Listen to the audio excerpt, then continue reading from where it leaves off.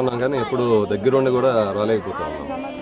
ఈసారి అమావాస్య అనేది ఇక్కడ చాలా గొప్పగా జరుగుతుందని, అంటే బాబా యొక్క దుర్గా బాబా యొక్క ఆయన సమాధి కదులుతుంది, అంటే ఊపిరి తీసుకుంటారు అని చెప్పానని చెప్తా ఉంటే అది వినడం అనేది ఒకటి. నిజంగా ఇలాంటి అద్భుతం జరుగుతుంది అంటే దేవుడు బాబా ఉన్నాడు, దేవుడు ఉన్నాడు అని తెలపడానికి ఇది ఒక నిదర్శనం అన్నమాట.